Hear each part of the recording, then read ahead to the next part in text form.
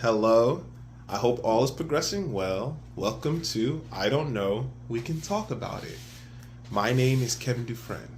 Here is where we have civil conversations and opinions mindfully, reasonably, concerning whatever we feel like discussing and opining on. First, we're going to be discussing about violence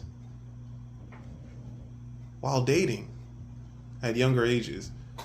I think the article does posit very important aspects as well as a resource indicating what excuse me routes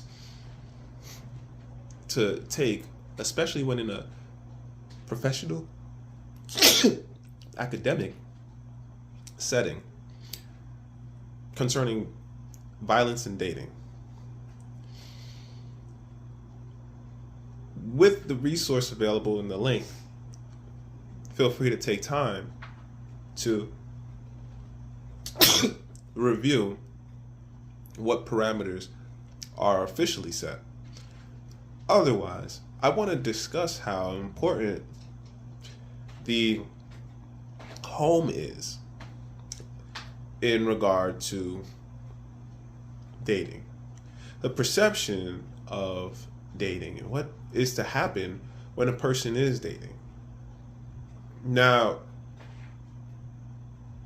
I think a lot of social factors come into play. How people interact with each other today, particularly in relation to cell phone use, internet use. When romance comes into the picture, what really connects between a person and another person lies within the parameters of their lifestyles, starting from when they wake, live with predominantly, then interact with predominantly. So I don't understand why violence in relationships exists. I think the amount is large considering the survey amount that youth experience violence while dating makes me feel as though more communication is necessary. Yes, I think a part of education can be inclusive of teaching consent. A conversation of consent branches so well into other facets of relationships that make a more mindful approach present within a relationship. So if a person asks before assuming, that may help a person question one's nature, what one may feel an impulse to do versus what one intentionally chooses to do. The value of teaching consent can be very profound, and I think the conflation of consent with anything else is not necessary, because consent on its own branches and leads to other aspects of conversation, which can be extremely valuable for building relationships, even non-romantic relationships. A situation that does happen when people experience violence at younger ages, particularly in relationships, obviously I think a lot depends on an individual's personality, how a person proceeds forward. An individual may carry certain mindsets beyond that, especially when young. So a lot of self-work will have to happen, which might need aid. Depending on how a person proceeds with life, this leads into a super unknown area. I just think a way to prevent violence is to encourage consent, encourage teaching consent. Model behavior is cool, though whenever model behavior comes to the table, conflict may appear when observers of model behavior experience the individuals modeling the behavior breaking the model, which may cause observers to question the modeling as well as dismiss the modeling as well as the individual's teachings because of the break in trust of the modeling breaking. That is a reality.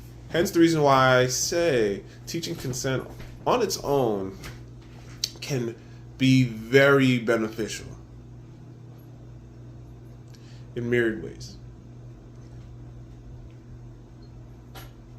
The next point I want to share on this is, listen, if you don't already understand the idea of consent and you are present, mindfully here, just start off by asking permission for anything. Then learn to navigate your relationships appropriately, because each relationship will differ, and how the relationship will develop per person, even per season with a person, because relationships can change as individuals mature. Every life is different. Everyone will be experiencing differently. So keep asking. If you especially feel unsure of your emotions or of a situation in the relationship concerning any aspect of being, whether that be emotions, physical, anything that you can think of, when the curiosity comes, embrace the curiosity with a question. This way, a relationship can grow safely, and an individual will find more value in connecting through relationships because of respecting space and individuality and humaneness. This is a wonderful way to prevent violence in relationships, especially dating. I don't understand why anyone will get violent in a dating atmosphere. Though, I do understand that a lot can happen, or a thing can happen, and there are ways, if not one way, that can be beneficial toward better. I think that really is the case with almost anything. The next topic concerns the relationships between teachers and students. Are students and teachers really close? Do students and teachers benefit from a closer relationship? I think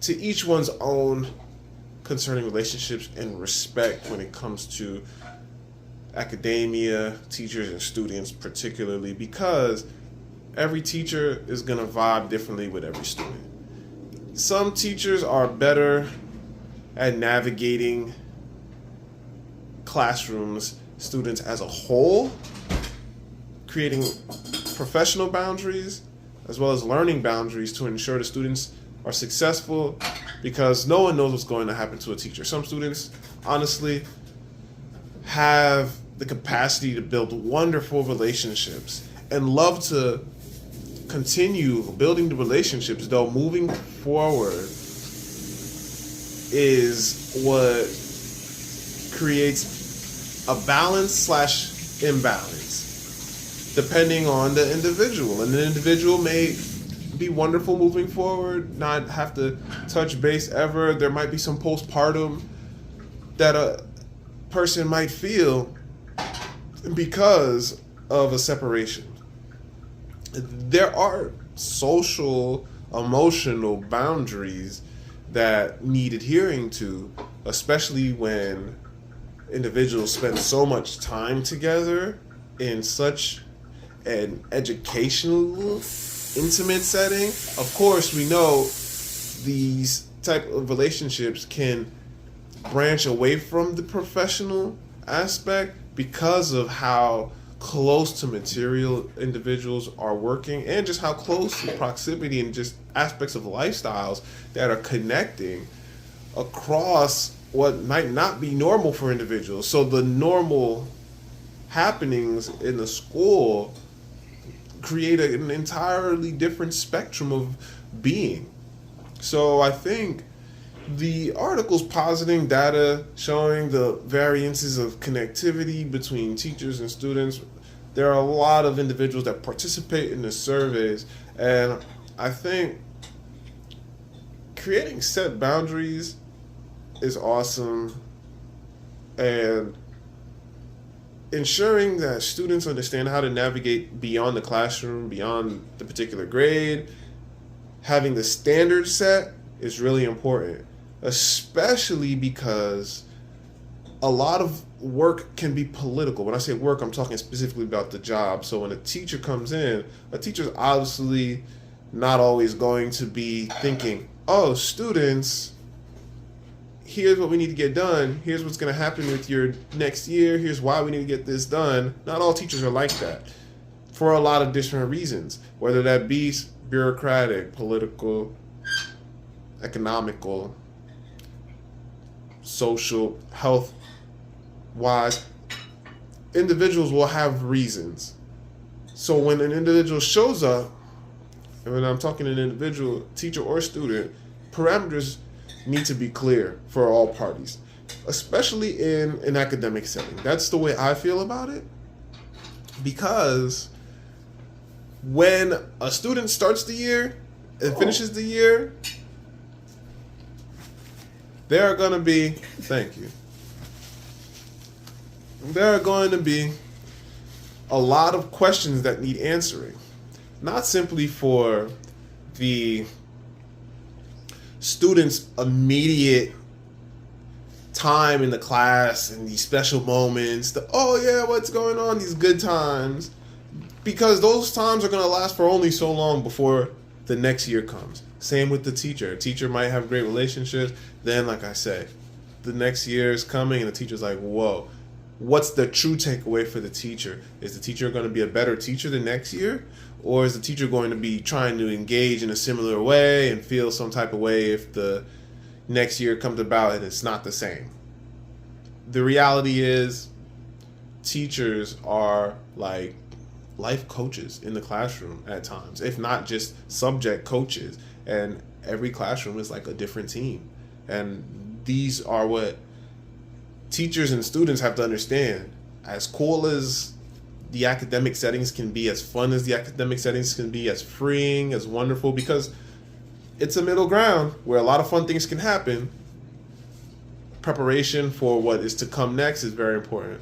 And I do feel like going into the next topic we're going to get into concerning having cell phones in the school, start segueing right now, that setting boundaries helps students better navigate, and students understanding the boundaries will better navigate moving forward, because cell phones are helpful to a degree. Though times before even having a cell phone, a lot has to come to play when a person needs a particular type of attention. So if a person says, like the article mentions, a need for a cell phone is on the table for my life, the requirements need to be in a clear document. How do I feel about the document I'm referring to? I think having a document is simpler than buying a bunch of bags and trying to monitor cell phones.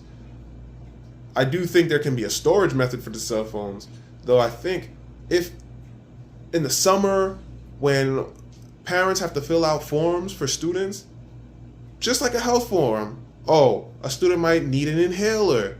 So the student marks it down saying, here's my inhaler, to the nurse. Why do I need an inhaler? Because of this type of condition. The nurse will know, and the inhaler will be available for the student. Similarly with cell phones. Not everyone needs a cell phone at all times. That's the reality. Growing up without a cell phone, I am so glad about not having one, though I don't ever feel like in particular settings requiring so much attention to a task at hand, to a lesson at hand. These type of areas need everyone's attention. And a cell phone does pull away attention, even if the person using the cell phone is using the cell phone in a way that connects with the classroom. It's still pulling away from a student's attention and can be a distraction for other people because it's a completely different space in one's hand. People are going to identify with the cell phone in so many ways, whether good or bad. I think the article posits some interesting points that students are saying, well, a cell phone, causes the student less stress when it's not available. Makes sense. Because a person's not catering to so many other things that are outside of one's immediacy. Similar to the student that talks about if a crisis happens at the school, and then professional advice later in the articles talks about how being attentive to what's present is most necessary during a crisis, an emergency, not the cell phone. The cell phone reasoning is as important to documentation as an inhaler at this point, because not every student is learning with the cell phone. And advancing technology, AI technology, that's growing, is another go-to distraction from a cell phone. The reality is being able to navigate lessons and work in immediacy is very, very wonderful. I am not against technology. I'm not against cell phones. I think there are a lot of learning benefits. There are people that literally have different abilities that use technologies that help with the learning abilities. Those are necessary and go through a process so that implementation in a classroom setting can happen effectively. A cell phone is to the point of being so much more than just a calling device or a texting device, a communication device. And I think educators taking heed of how cell phones are present in the classroom is very important. And I do think documentation every single year saying why a person might need a cell phone in a class is so important. Because there are medical situations that require a person to have immediate access to someone. Though, just like when I grow up, we just have an emergency form, and we have an emergency contact, and we have professionals at the schools that are able to cater to students' needs. And if not able to do so at the school, are able to reach out to other professionals so that students' needs are not going away under the radar. So I think cell phones in schools being put away is a sound idea. I think it can be very beneficial. I'm really not finding any way to say that it's beneficial other than for people that have different abilities. It may be, though, every single year, if schools request documentation or add it to the documentation already that parents have to fill out, I think we'll find that cell phone usage may be necessary to a degree. And once this type of information comes onto the table, if it's not already present, schools will have more to develop from beyond the new data. Instead of dealing with cell phone usage per case in class, having a bunch of cell phones everywhere, false cell phones, documentation can be very wonderful for establishing a standard. Like I said, when it comes to academia, when it comes to professional environments, especially academic environments that are coaching people to move on into better situations in life, standards are necessary. And we have a lot of ways to document in schools that are already going to parents. I think that can just be an additional aspect to consider, because the whole cyber realm, people in school having access to that all the time, I can already say that's not beneficial. There's so much more going on presently on campus. A person's mind needs to be on campus, not on what might happen. I know a lot happens in the news, though the news is in one part of the world, and a lot can happen in the space presently that can help people's minds develop a lot differently. So barriers, standards are very important. All right, moving on now, after such a wonderful topic, we're going to be doing some origami. Welcome to I Don't Know, We Can Talk About It, intermission point for www.piatures.com. Welcome to Piatures, where expression, the choice to express in the public sphere, is to bear in the wild your choice responsibilities, where beyond anyone and anywhere else you will encounter yourself. Aside from Piatures, music, books I've read, publications, merchandise, and of course the About page, the form of Piatures works in tandem with I Don't Know, We Can Talk About It. So I encourage you to stay up to date via the YouTube channel, the podcast, or use the forums to be an active participant in future discussions or other discussions. I hope we can continue to grow together. Onward and upward. Kevin Dufresne. Thank you for being patient during that intermission. Always remember, form of Piatures works in tandem with I Don't Know, We Can Talk About It. So we're going to engage in an origami exercise. Origami is really good for the mind, and it's a different kind of fun. So I'm folding this origami point to point. It's a square. Now to half triangle. I'm going to open it up again. And I'm going to fold the inside here. So you can see I folded it in one half. I'm going to fold the other inside. Okay. Now I'm going to just have this here like this and flip it over.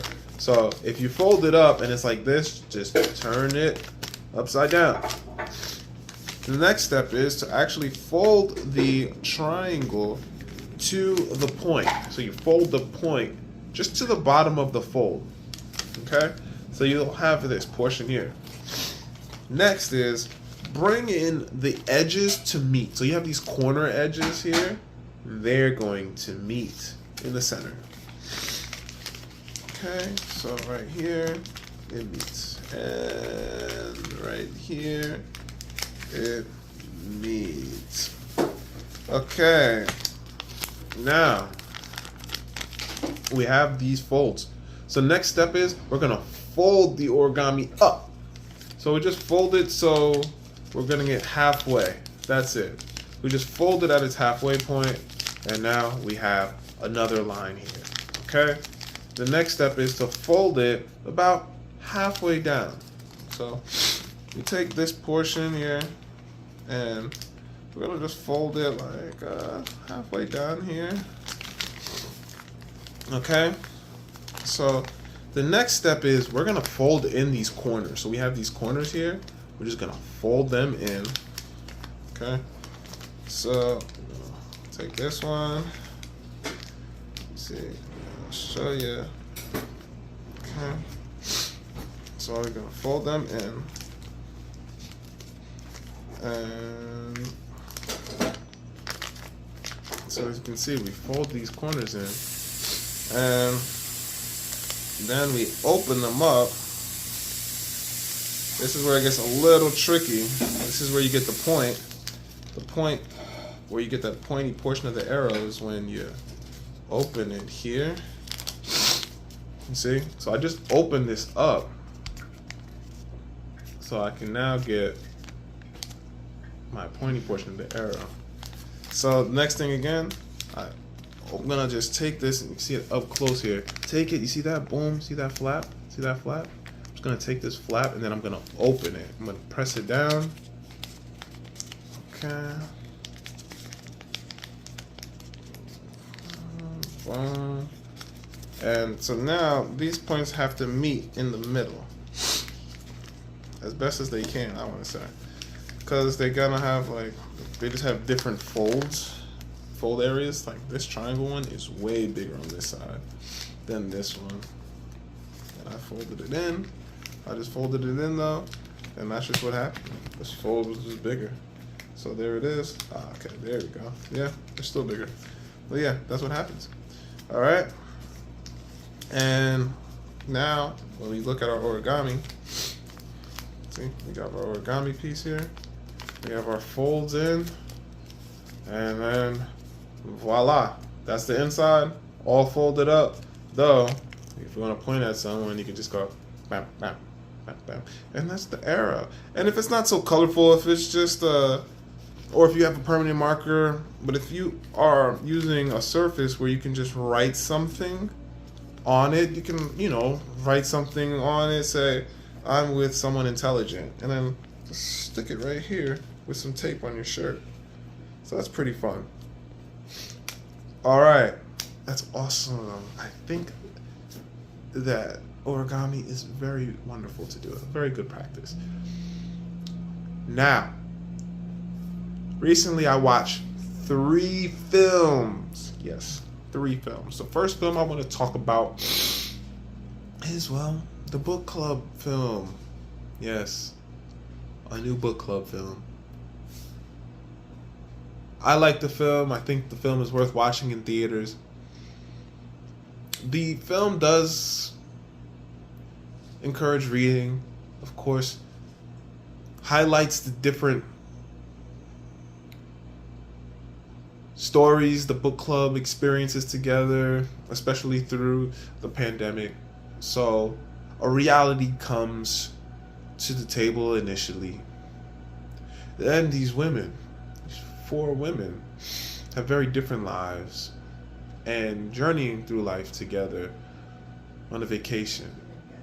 Not a last hurrah, though a hurrah, as one of the friends is going to marry. One that many in the club might not think will marry. And we have one in a relationship already, in a marriage. We have one that's single and mingling. And, of course, we have one that is experiencing a loss, though is newly dating and having fun. I like the film. I think the acting partners fulfill the film well. I think the film is a dramedy, a lot more comedy, light dramedy, in the sense that one can learn from these different lessons. I find a lot of value in a lot of the lessons, appreciating different aspects of relationships. Of course, if you listen to my song I Advance Friends with Benefits, yes, pondering behind the head, you'll understand where I'm coming from. In connection with the film, I like the idea that a relationship can thrive without a contract, if you will. I like the fact that a relationship can thrive without a label. I like independence. At the same time, the film doesn't just leave one to accept. The film leaves one to deliberate, find all parts of a relationship that can be enjoyable. Of course, the film does talk about marital health individually as well, because if a person is in a relationship, one needs to take care of oneself, and one must not let fear dictate one's life. Health is a huge part of the film. Relationships obviously are a huge part of the film. The importance of good romance, good loving, good communication, honesty, and living. A wonderful film. I like the film a lot. And of course, the film is full of comedic points, as many lessons as are available as well, in light senses, meaning not so heavy or deep. Oh, deep, just light. The next film I watch is Love Again. Ooh. I like Celine Dion's music. I appreciate a good rom-com. The film is really more on the romance side than the comedic side, though rom-com. One person is experiencing a loss of life. One person is experiencing a loss of love, particularly. So one's experiencing loss of love in life with one person, and one is losing a relationship with another person. Each situation, very intense. One literally is at the point of marriage, the relationship dissolves. It's kind of wrong how much information I need to really determine if the young man and the young woman's responses afterward are justifiable. I say it's kind of wrong because initially I'm thinking it needs a certain time frame before certain things happen after a dissolving. I think, though, at the same time, to each one's own. So after the dissolving, a person can be happy.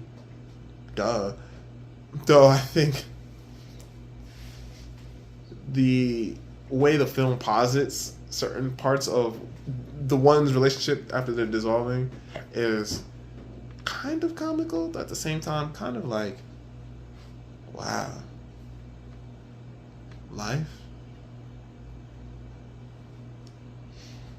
The other relationship that the film posits forward is just very sad. It's so sad. I'm like, wow, what a sad way to start this film. Then the film picks up. So we have a creative, an illustrator, a children's book writer, meeting a music critic in a very cute meet cute way. I think is really nice, akin to a film in which individuals meet through letters and writing of letters. These folks meet through texting. And a reality is that cell phone providers, service providers, do recycle numbers, which is catalyst to this relationship really happening. Go figure. I want a new number. I want a new number when I get a cell phone. And I'm like, this is cute, though I think,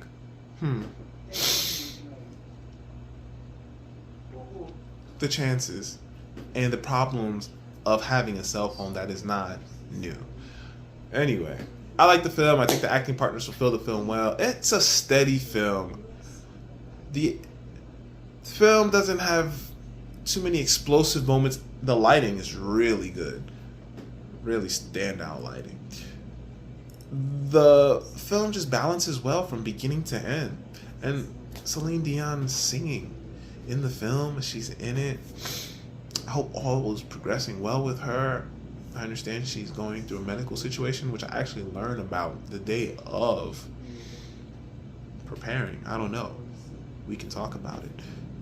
And I'm like, wow. The power of love? Ooh. I drove all night? Oh my goodness. I like the film. The next film, Hypnotic. It's a different kind of film. It's a series film. I have to say that right off the bat. It does look good on the big screen. I think all the films look good on the big screen that I watched recently. Though it's a series film, there are so many parts that still need explaining.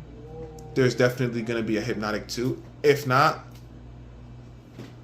that's just a wild way to end a movie. Especially if it just ends that way, not because of some external situation like budgeting or some extenuating circumstance. If they're just like, yeah, that's it, Hypnotic. I'll be like, what kind of story? It can happen. It's just, the film seems like, I say, a series film. There's going to be 1, 2, maybe 3, maybe 4, maybe 5. We're looking at a film that is very complex. In the early stages of the film, I'm already thinking, oh, Inception. I think the film offers a different take. I think the film plays around with the idea of being on a film set well. At the same time, I feel like the film is still introducing the audience to something bigger. That's all I'm getting from the film, aside from the fact that there's a familial situation with a covert operation, a covert entity seeking to exploit, rescue an operation, an important part of an operation, a family. This film is working on so many levels, and I think following films will be able to help alleviate this film in a way to say, oh, Hypnotic makes sense. Hypnotic, the name, to give you a little background, because if I give you some of this background information, to be honest with you, I don't know if it's really going to be super relevant. So I'm going to tell you what might be relevant. The reason why I say it might not be super relevant is because of how the story progresses in the film. Though, what this film is about is basically individuals that have the ability to hypnotize people with cues and operate on a level of Xavier from X-Men to a degree, except with the environment as well, which is a play on the mind. So, with like Xavier from X-Men. So, the film is, like I say, catering to these covert pieces and leaves a lot for one to be curious about. As we leave the spectrum of film, I just want to say again about love again. You know, I do like the bass. Love again. You can always love again. No, I really mean this though. All right, moving on though, because I feel like when talking about films, it's very easy to dissect a film in millions of ways, which can be very fun. We're going to continue because that's a different kind of fun. I recently read a book. Of course, that's always going to be the case.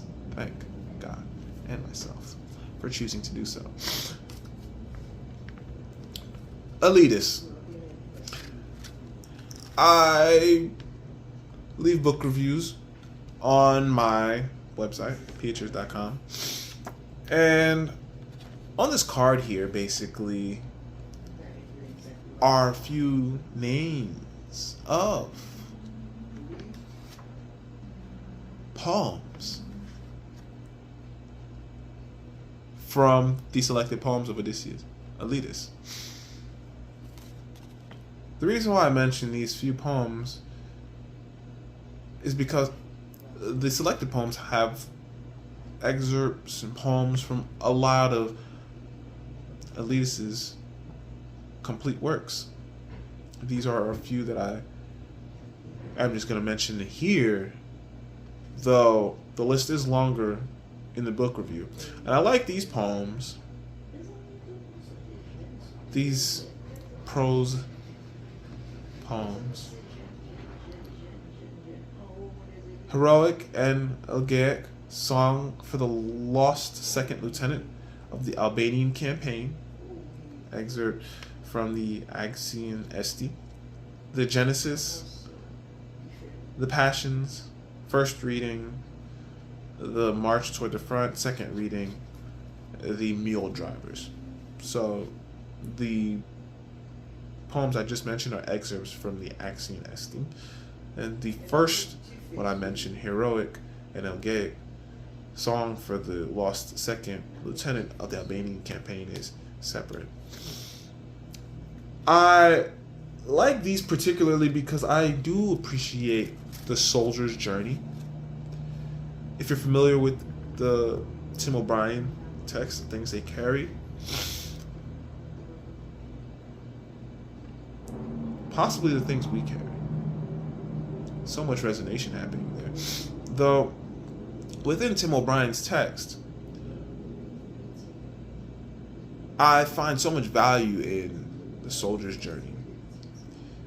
And to be able to materialize the experience in words is very beautiful to me.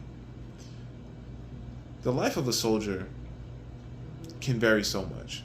If one reads War and Peace, one has different levels of understanding of Tolstoy, War and Peace, of characters in diverse political states. The mentalities of individuals vary so much. And it's always in these meeting spaces of these characters where I find we can find so much beauty, we can find so much value, just as much as when these individuals are in the field. Go figure, it's still a meeting space, though the context vary per space. The soldier's journey is so well set. Additionally, we have pictures of the way the world is. How beautifully put to show what a soldier is walking through without war. These poems are phenomenal. So I share the titles with you, because to read them now, I think, will be very valuable. Though, I think these are worth checking out on one's own time as well. Thank you for joining me for another episode of I Don't Know. We Can Talk About It, where we discuss a variety of topics, because we can have an opinion. And my name is Kevin Dufresne. Of course, I Don't Know We Can Talk About It works in tandem with Peaches.com, as you already know. Bookmark raffles will be continuing to a different degree. I have a few adjustments that will be happening, which I think will be creating more of a creative environment for I Don't Know We Can Talk About It. So, I don't want to spoil too much. Onward and upward, Kevin Dufresne.